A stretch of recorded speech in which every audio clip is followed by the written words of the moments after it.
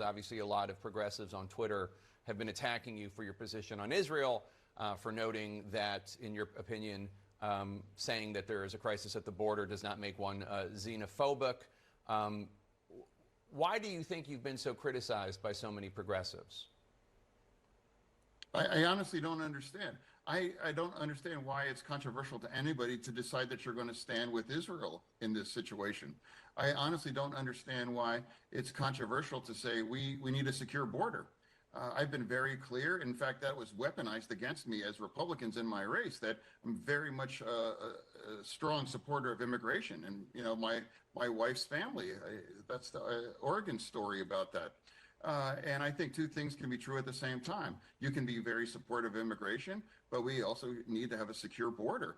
And I think about immigration as we want to provide the American dream for any migrant.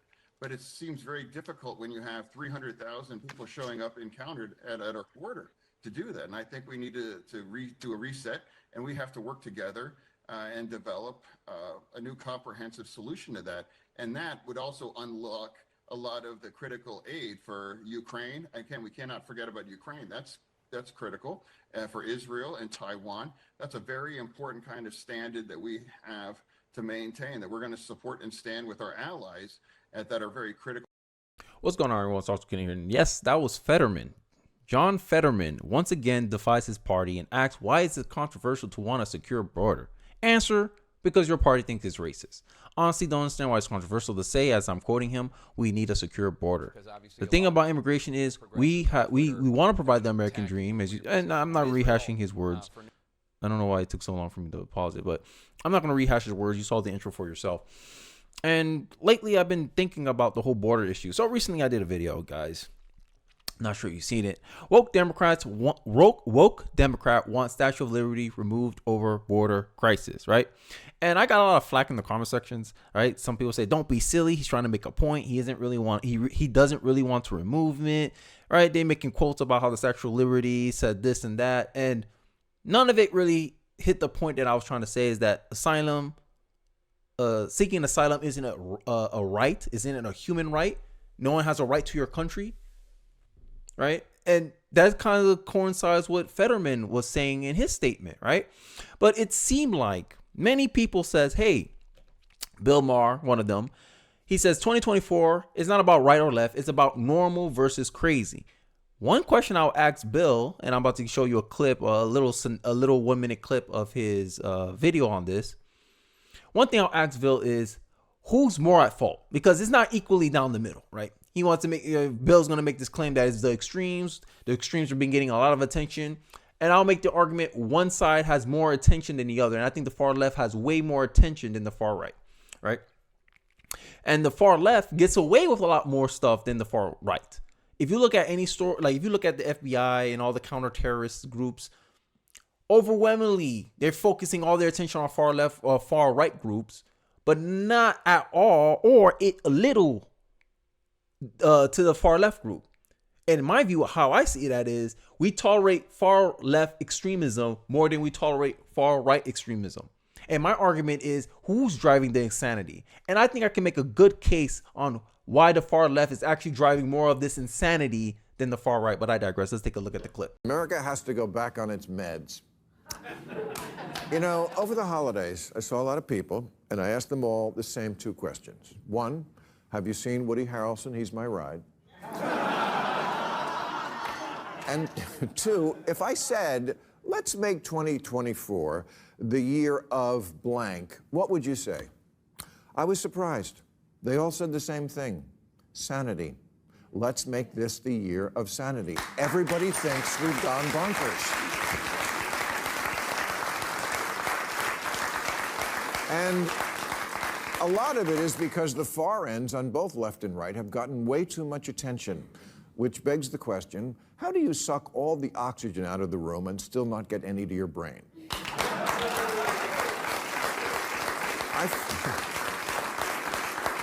I feel like it wasn't that long ago when you could watch cable news for a day and not get the impression that this whole place was totally batshit. That simply was not America. Florida, yes, but not America. That Florida joke was funny. I laughed at that one. So let's get into. I'm not going to dive into the article. Obviously, you got a perfect sense of what he's saying. Here's my arguments. Here's some of the points that I have.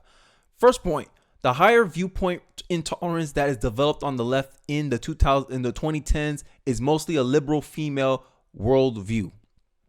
Democrat women more likely to block friends because of their political views. Percentage says that after the presidential election, they blocked, unfriended, or stopped following someone on social media networking sites because of what they post about politics.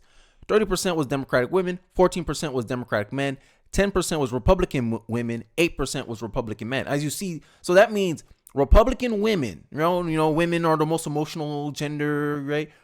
Republican women are less likely to block someone because they disagree with them than a Democratic man. Now, Bill, you want to get back to the year of insanity? You want to get back to a year of sanity? Liberals need to start calling out their own, because this is the number one problem of why things got so out of hand. Why conservatives feel, we can't tolerate the left anymore. Even if you're a moderate, we can't tolerate you right now because you're enabling your extremists on your side of the political aisle to do whatever they want.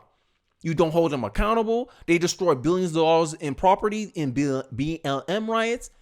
They create an autonomous zone that was lawless for a couple of weeks in Seattle, Chaz. And y'all tolerate it. No prosecutions, nothing. Now you got the Free Palestine crowd in your ranks, destroying property, protesting violently in front of the DNC headquarters. Y'all can't even manage your own extremists out of control. Right? While on our side, on the Republican side, on the conservative side, when far-right extremists do something, it's condemned by both sides. Both left and right come together and condemn that. But then when Republicans or conservatives ask, hey, liberal Democrats, help us condemn these people on your side, you say, no, we got to play team ball. I'm doing this for the team. What's wrong with having open borders? It's a risk to us. You can drive our country into bankruptcy if we take in 300,000 immigrants every damn day, every damn week, every damn month. This is unsustainable. They're going to be a burden on our tax system. They're going to be a burden on our social programs. Ask New York. Ask Boston. Ask Chicago. Right? And no one wants to highlight the inconvenient truth about immigration is that it hurts black people, black voters. Biden campaigns perform damage control as black voters break away. No one wants to acknowledge none of this. A senior official in President Biden's re-election campaign shrugged off on Sunday's warning that black voters are turning away from the incumbent. Right? Quentin Folks, who serves as Biden's principal deputy campaign manager, took a question about ABC's Martha Ratatz about why the support for Biden amongst black voters is dipping, shown in polls.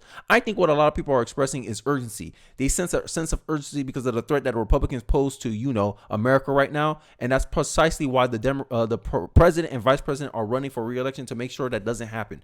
Okay, but express the threat.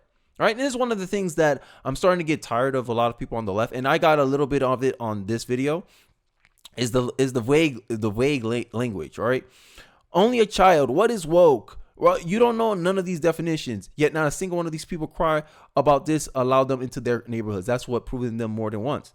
He was being sarcastic. Come on, stop it, right? They make a lot of excuses for why they support things, but when you see the videos of people in Chicago saying, yo, y'all letting all these migrants in, y'all giving them tax dollars, you kicking out our kids out of public schools, hey, these immigrants coming in here causing more trouble for our community, and they causing more crime in our community. If y'all don't get a handle of it, we gonna take it into our own hands. Black neighborhood, people who live in Chicago, black people who live in Chicago are saying this to their mayor.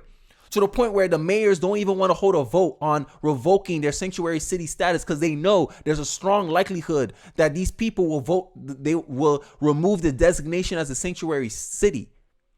But you have fake black people in my comment section trying to disagree with me when they don't have any real evidence. They don't have any real point. All I saw in the comment section was, Kenny, you don't think like us. You should feel ashamed of yourself. That's pretty much the gist of all the criticism that I got in my comment section. But they didn't bring an argument. They didn't bring any counter facts. They didn't bring even a valid position or opinion about why they support Max False or False. I call him Matt False. Max False with his little dramatic dramatization This is not a theater class, okay? This is politics. You go to politics to solve problems, not to look at there and stand up here and make yourself look good about, oh, we should remove the Statue of Liberty. Oh, he wasn't being serious, dog. Don't be silly. He was just trying to make a point. And this is all I replied. He has a bill drafted the same way that the Republicans have the Secure the Border Act drafted. But he's being sarcastic. It seems like black people are really good at making excuses for Democrats. And they don't hold no quorums about criticizing Republicans, holding Republicans accountable, being very skeptical of Republicans. And all I ask as a conservative is that same energy you give Republicans, I bet you if you give the same energy to Democrats, you'll find a lot of things wrong with the Democratic Party. Every 4 years, they come around, ask you for your vote, and then nothing substantive ever happened for your community. All they do is give you more of the same because they're incentivized to give black people more of the same. The way black people right now are, if nothing changed, they're guaranteed to vote 80% towards the Democratic Party. My question as a conservative is, what incentive does the Democrats have to actually change your situation for the better, black people, where you are right now, given all the problems, given all the setbacks, given all the struggle you believe that you're going through? What incentive does the Democratic Party has to actually change your situation, improve your situation? They're more incentivized to kind of make you comfortable staying the same than actually helping you to become in a higher leverage position.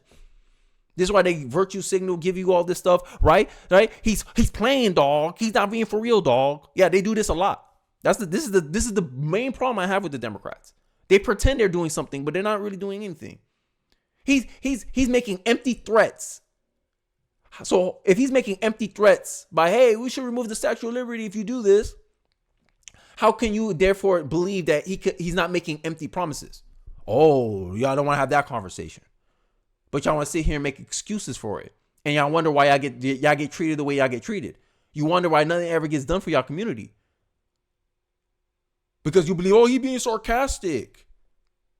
Yeah, he was being sarcastic too when he promised you some reforms. When he promised you from reparations. Yeah, he being sarcastic too in that point then. Either you take politics seriously or you don't. This is not a theater class. This is not a game to look good.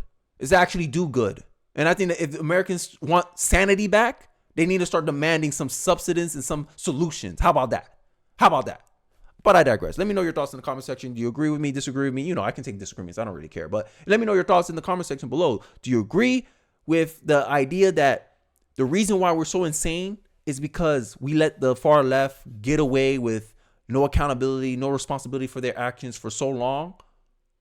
Or is it because we give the extremes on both ends so much attention, even though the left gives the far right more attention because they use the far right as a caricature of what the Republican Party and what most conservatives are? So to me, in my view, it's still the left-wing media's fault that we become insane as a country regardless. But, you know, I digress. Let me know your thoughts in the comment section. I'd like to hear them in the comment section below. Don't forget to like, comment, subscribe, and I'll catch you guys on the next one. Peace.